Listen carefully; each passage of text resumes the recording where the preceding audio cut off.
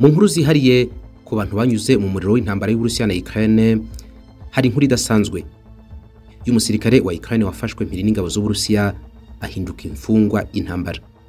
Yemeza yuko ibyo yanyuzemo ari inzira y'umusaraba ikomeye cyane ku buryo ngo hari naho yarungurukaga ku rupfu kugera ubwo abashije gukira ubwo bunyage bw'Abarusiya yararimo abasha kugera muri Ukraine iwabo. Amazina ye ni Ry'Ikuzimu, umusirikare wa Ukraine warwanye mu rugamba rudasanzwe rwo muri Mariupol.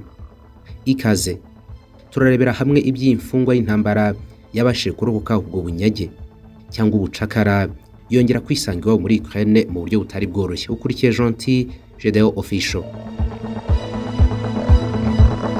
Urwara indwara zishingiye ku muvuduko w'amaraso, hypertension, wikanga yuko ari ibyandujwe cyangwa ibyanduye, cyangwa ukunda kugira ibibazo byo mu nda bidasobanutse. Urwara amibe cyangwa ugira ububabare mu nda bushingiye ku moko y'inzoka zitandukanye. Ugira ibibazo by'impyiko, diabete cyangwa igifu cyarakurembeje. Hari abaganga biteguye kugufasha mu kigo cyitwa African Healing Help.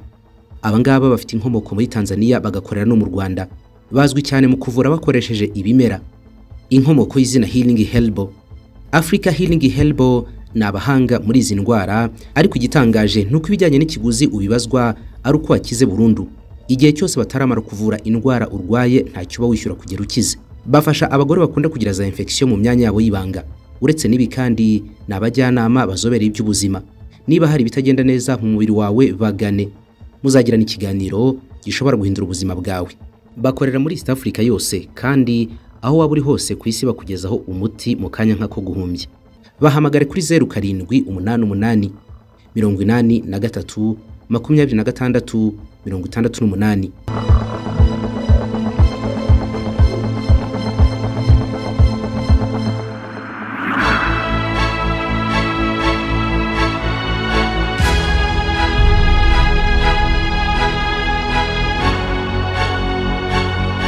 Bwana Ry'Ikuzimu ntabwo akibasha kwicara neza, imitekerereze nayo yarangiritse. Kugera n'ubu ntabwo arava mu bitaro biri kumwitaho kuva yabasha kurokoka ubwo bunyage bw'Uburusiya. Aganira na BBC, yaragerageje aricara ariko mu buryo bugoye cyane. Ubwo yari mu Burusiya mu bunyage cyangwa se wakwita nk'ubucakara, ariko n'ukunyagwa. Strizo yemeza yuko yanyuze mu babari buhambaye cyane ubwo yakorerwaga iyicarubozo ryo mu mutwe, ndetse kenshi ngo ntabwo yemerwaga gufata imiti yo kumuvura. Urwasaya nto mu rukenyerero byari byarangirikiye ku rugamba. Nubwo anyuze muri ibyo bigeragezo bikomeye gutyo, byaje kurangira abashije gusubira mu rugo iwabo. Igufwa rya Ry'Ikuzimu ryo mu rukenyerero, cyangwa se nanone ihuriro ry'igihimba n'amaguru ahazwi nka pelvis, ryamenekeye mu rugamba rw'injyana mu rwa Mariupol mu birometero 500 uvuye mu majyepfo. Ni kimwe mu bikomere bikomeye cyane yagiriye muri urwo rugamba ubwo yashakaga kurengera igihugu. Ubu ngubu bashyizwemo utwuma tumufasha guhuza ingingo ze, ndetse mu rukenyerero rwe bahazengurukije ibyuma kugira ngo umubiri wo hejuru udatandukana n'uwo hasi. Ntabwo ashobora guhaguruka cyangwa se ngo abe yabasha kugenda, biracyari na kure.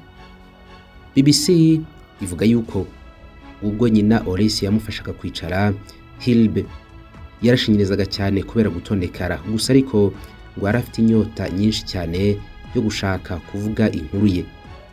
Ry'Ikuzimu ati turi ku rugamba, ubwo nakebukaga gatoya nabonye igifaru cy'Abarusiya cyerekeje umunwa w'imbunda kuri jewe. Akomeza agira ati ubwo icyo gifaru cyarekuraga umuriro w'amasasu, nta n'isegonda na rimwe nari mfite yo kubasha guhunga. Byabaye byihuse cyane, ubundi mpita mbona ibishashi byinshi by'umuriro. Amaso yanjye yuzuramo ibintu bimeze nk'imirabyo. Ngo ako kanya yahanutse muri etaje ya 3 yitura hasi, yitura mu bishwangi by'inyubako. Ubwo ibishwangi by'inyubako byari bimuri hejuru kandi atabasha kuhikura, ngo byongeye kandi ingabo z'umwanzi ziri hafi aho ngaho. Bwana Ry'Ikuzimu ngo yisanze mu gihirahiro. Ati nisanze ngomba kuvuza induru kugira ngo bantabare, cyangwa se ngahitamo guceceka ngapfira munsi y'ibyo bishwangi by'amatongo. Kuvuza induru nabyo ngo ntabwo byari byoroshye, byasabaga imbaraga zidasanzwe. Nyuma yo gukomera inshuro 3 yumvise abantu hejuru ye bavuga bati humura twahageze, turi hano, tugiye kugufasha. Kubwa amahirwe bagenzi be bari batanze Uburusiya kumugeraho. Abakomanda be bahise bamwihutana ku ivuriro ryo ku mirongo y'urugamba. abyibuka neza nk'ibyamubayeho mu masaha make ashize. Ataho mu bitaro hari abasore babarirwa muri za mirongo bakomeretse cyane baturutse muri unite zitandukanye. Avuga yuko nubwo yashakaga kubyibonera n'amaso ye yari yabaye intera bikomera ari byinshi cyane ku buryo n'ubuzima bwashoboraga kumucika byihuse. Abaganga b'Ukraine bahageze babonye ibintu bikomeye cyane ndetse ko abasore bose bashobora kubapfira mu biganza. Strizo ati nyuma yo kwitegereza abaganga batubwiye yuko kugira ngo ubuzima bwacu bubashe gutabarwa tugomba guhabwa Uburusiya.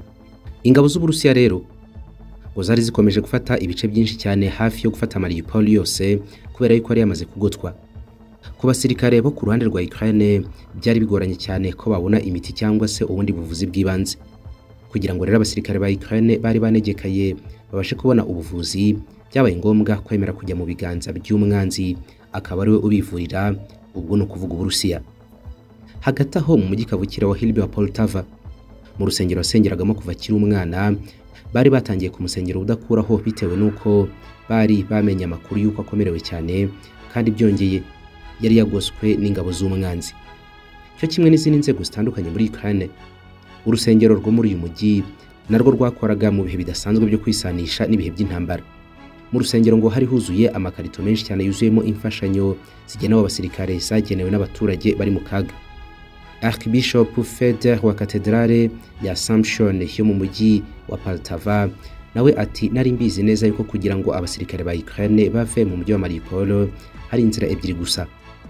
Ati imwe ni ukuba wapfuye, indi ukaba wahindutse imbohe.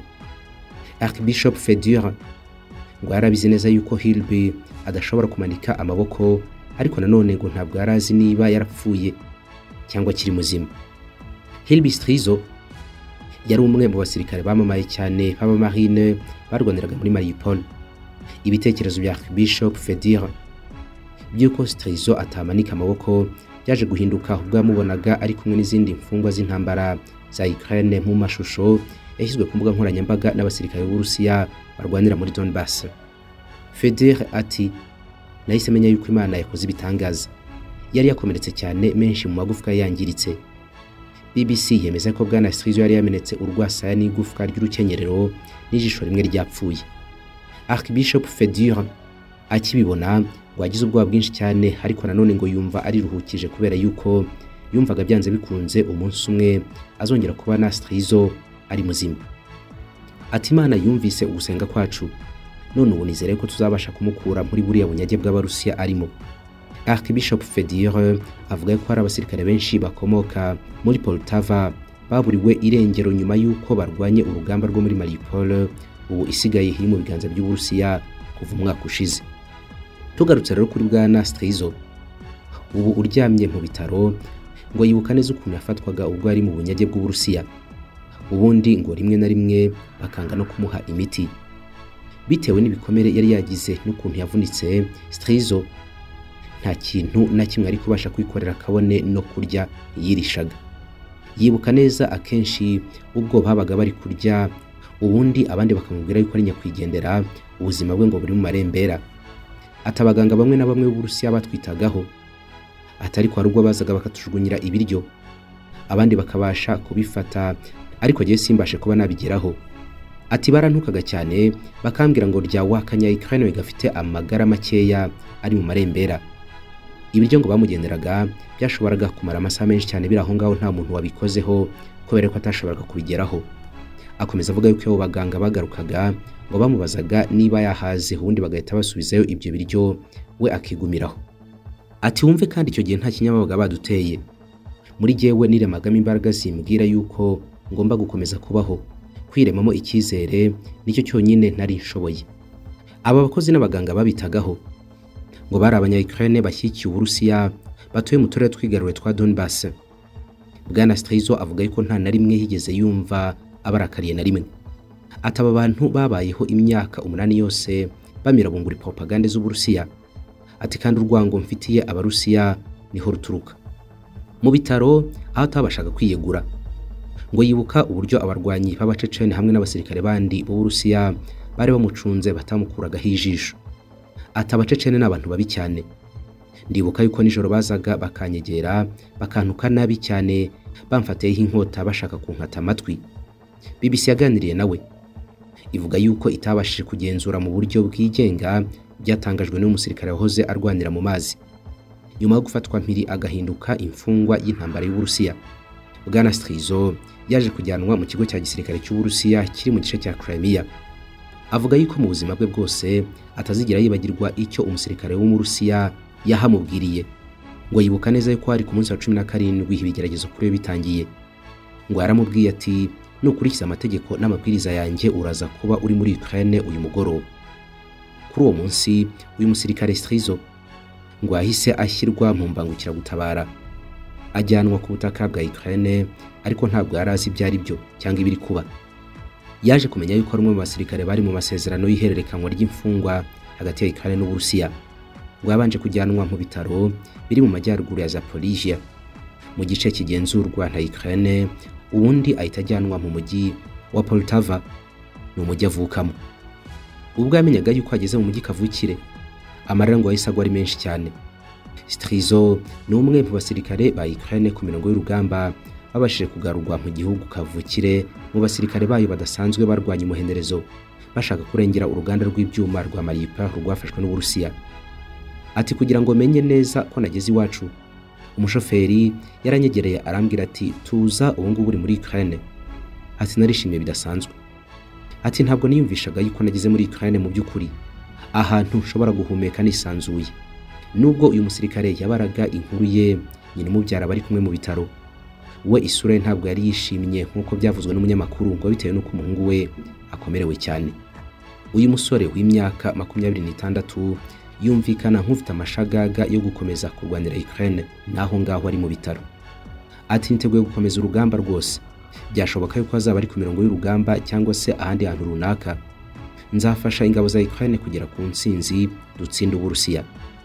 Amaze kuganira n'umunyamakuru wa BBC James Waterhouse, Strizo bahise bongera baramufasha kugira ngo abone ukuntu yaryama arambuye neza. N'ubu ngubu ari mu bitaro. Tugushimiye gukurikira ibiganiro byacu, wakoze naho ubutaha.